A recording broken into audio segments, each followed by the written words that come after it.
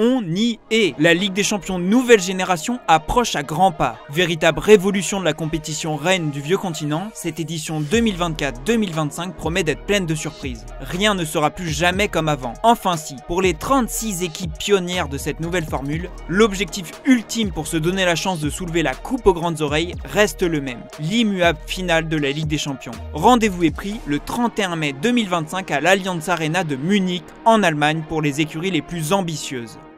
Mais avant toute chose, le premier grand rendez-vous de l'année pour le retour de la LDC se tiendra le jeudi 29 août prochain à Monaco avec le traditionnel tirage au sort de l'UEFA. Mais là déjà, on entre dans la galerie des nouveautés. Ce dernier sera bien différent des précédents, avec l'apparition d'une poule unique et d'un nouvel outil, on va dire high-tech. En effet, adieu la phase de groupe. Les clubs participeront maintenant à une saison régulière de 36 équipes. Chaque club affrontera ainsi 8 adversaires différents. Le problème de ce format, c'est qu'il perturbe totalement la cérémonie du tirage au sort que l'on connaît depuis plus de 2 décennies. Devoir tirer les 8 affiches à la main, 2 par chapeau, prendrait plusieurs heures et créerait surtout un problème d'équité. L'UEFA avait d'ailleurs fait des simulations et un tirage intégral nécessiterait plus de 900 boules pour une durée de 3 à 4 heures pour la cérémonie du tirage au sort. Pour pallier cela, l'institution a donc opté pour un tirage hybride cumulant intervention humaine et algorithme informatique. Pour ce faire, une personne tirera d'abord une équipe du chapeau 1 à la main. Il appuiera ensuite sur un bouton afin que l'ordinateur attribue à cette même équipe l'ensemble de ses adversaires. Ce processus sera ainsi effectué avec les 9 membres du chapeau 1, ce qui permettra de dévoiler l'ensemble des affiches. Le logiciel informatique fourni par la société anglaise Ernst & Young se chargera également de désigner les 4 rencontres à domicile et à l'extérieur de chaque équipe. Afin de privilégier des affiches moins récurrentes, le logiciel sera aussi paramétré pour éviter les rencontres entre équipes d'un même championnat. Une équipe ne pourra également pas affronter plus de 2 adversaires d'un même pays. Utilisé pour la saison régulière, le tirage au sort hybride sera ensuite mis de côté pour la phase finale. Le tirage intégral des 8e jusqu'à la finale sera donc, lui, effectué à la main le 21 février 2025. Malgré tout, cette nouvelle méthode apporte avec elle son lot de doutes. Déjà sur les risques de piratage électronique avec l'utilisation d'une intelligence artificielle, et d'autre part sur le fait de ne pas avoir de visibilité sur le tirage au sort, comme auparavant avec l'utilisation de boules, ce qui va augmenter la spéculation sur de potentiels arrangements. De son côté, l'instance européenne assure que le tirage au sort fera l'objet d'un audit complet par un cabinet réputé. Suffisant pour satisfaire les plus sceptiques ?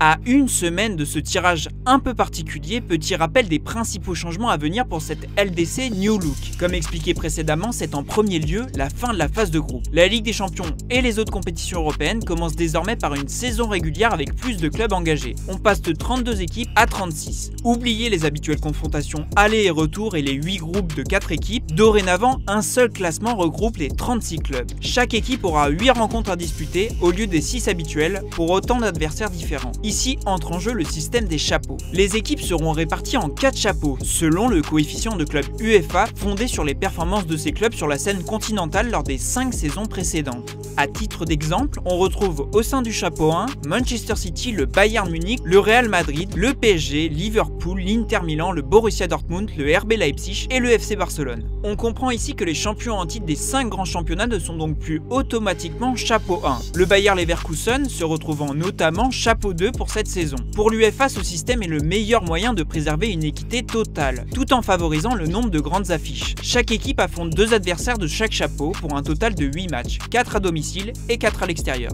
Le PSG pourrait se retrouver par exemple à devoir affronter le Real Madrid, Manchester City, le Bayer Leverkusen, Arsenal, l'AC Milan, le PSV, Galatasaray et Gérone. À l'issue de la saison régulière, les équipes les moins bien classées, soit entre les places 25 à 36, seront éliminées de la compétition et ne seront pas repêchées en Ligue Europa. A l'opposé, les meilleures formations, celles ayant terminé aux 8 premières places, se qualifieront directement pour les 8e de finale de la compétition. Elles posséderont l'avantage des têtes de série et donc de ne pas s'affronter au prochain tour. En revanche, les équipes classées entre les 9e et 24e places devront passer par des barrages, des matchs au suspense assurés permettant de se hisser en 8e de finale. Ces derniers prennent la forme de matchs aller et retour. Les équipes classées de la 9e à la 16e place auront alors l'avantage du terrain sur le retour. À la manière de playoff NBA, le tirage au sort de la phase finale se déroulera avec un système de tête de série. Ainsi, le leader du championnat ne pourra pas se trouver dans la même partie de tableau que son dauphin. Le 3e sera lui dans la partie inverse l'inverse du 4e, un schéma appliqué de la sorte aux 16 équipes en lice. Cette méthode implique donc un tirage intégral à partir des 8e de finale. Dès ce stade de la compétition, chaque équipe connaîtra ses adversaires potentiels et le chemin à effectuer pour rejoindre la finale. A noter que dès les barrages, le tirage s'effectue sans aucune protection. Ainsi, deux formations d'un même pays ou deux équipes s'étant déjà croisées en saison régulière pourront de nouveau s'affronter. Le tableau final conserve la forme à laquelle nous sommes habitués et qui nous a fait tant de fois rêver, à savoir des matchs aller et retour suivis d'une finale sèche sur terrain neutre. Concernant sa diffusion en France, cette nouvelle formule sera diffusée en exclusivité sur Canal+.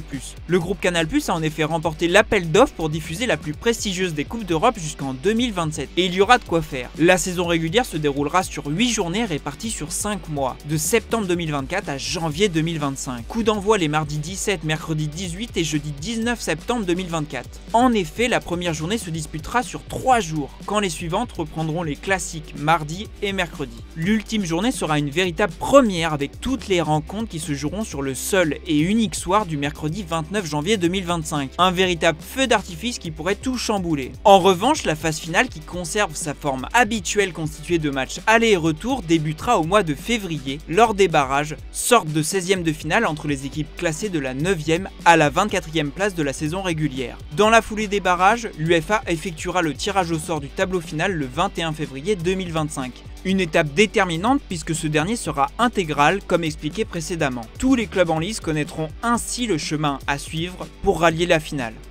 Cette nouvelle version permet à 4 clubs supplémentaires d'espérer soulever la coupe aux grandes oreilles. Et parmi ces nouvelles places attribuées, la France est le premier championnat à en bénéficier. Et pour cause, l'un de ces nouveaux tickets est réservé au championnat classé 5e à l'indice UEFA. Grâce à son avance prise sur les Pays-Bas, la France a déjà validé cette position pour les saisons 2024-2025 et 2025-2026. Résultat, les 3 premiers de Ligue 1 seront immédiatement qualifiés pour la saison régulière. Le 4e devra passer par un 3e tour de qualification et d'éventuels barrages, comme c'est le cas pour Lille cette année. En cas d'échec, ce club sera reversé en Ligue Europa. Mieux encore, l'UEFA met également 2 places en jeu pour récompenser les 2 pays ayant signé les meilleures performances de la saison à l'indice UEFA. En revanche, pour cette saison, ces 2 places supplémentaires profiteront à l'Italie et à l'Allemagne. La France pourra espérer y prétendre dès l'exercice suivant puisque les compteurs seront remis à zéro à chaque début de saison. Pour les clubs ayant réussi à se qualifier pour la prochaine Ligue des Champions, c'est également jackpot pour les droits TV. En effet, la formule 2024-2025 sera plus rémunératrice que le format actuel. La période 2024-2027 prévoit 2,467 milliards d'euros pour les clubs, contre 2,32 milliards d'euros sur la précédente échéance. Pour le PSG, l'AS Monaco et le Stade Brestois, c'est une bien bonne nouvelle dans le marasme actuel des droits TV du championnat de France. Pour le modeste club breton, c'est même un véritable soulagement. Sa 3e place de la saison passée, qui lui a conféré une place directement qualificative dans cette Ligue des Champions nouveau format, lui a assuré une prime de participation de 18,6 millions d'euros de la part de l'UEFA. Une coquette somme à laquelle pourront s'ajouter 2,1 millions d'euros par victoire lors de la phase de ligue et 0,7 millions en cas de match nul. Son président Denis Le Saint ne s'en est pas caché à l'occasion d'une interview accordée à Ouest France. C'est clair, merci à la Ligue des Champions.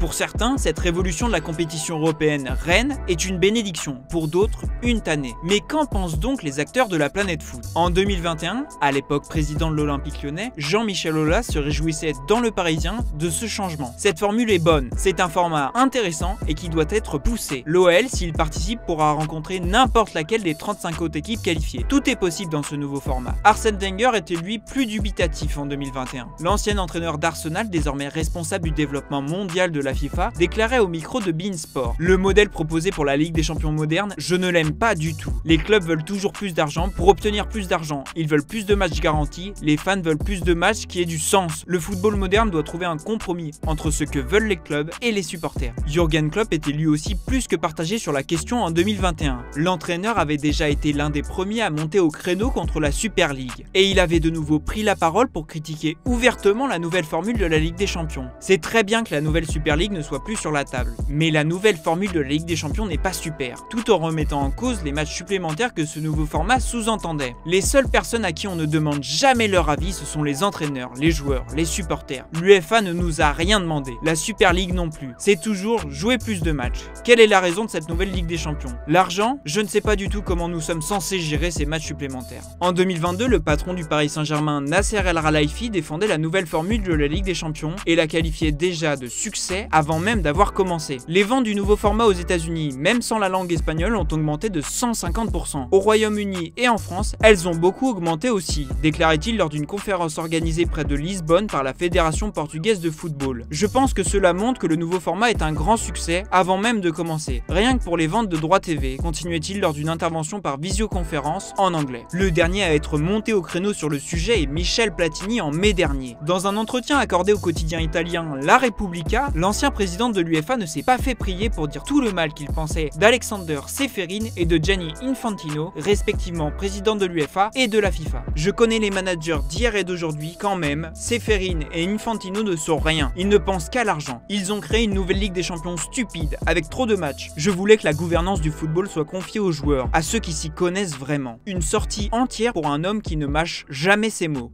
Et vous, quel est votre avis sur cette nouvelle Ligue des Champions ? C'est la fin de cette vidéo, merci de l'avoir regardée. Si vous l'avez appréciée, n'hésitez pas à lâcher un like, à vous abonner si ce n'est pas déjà fait, et je vous dis à bientôt sur Foot Mercato FC.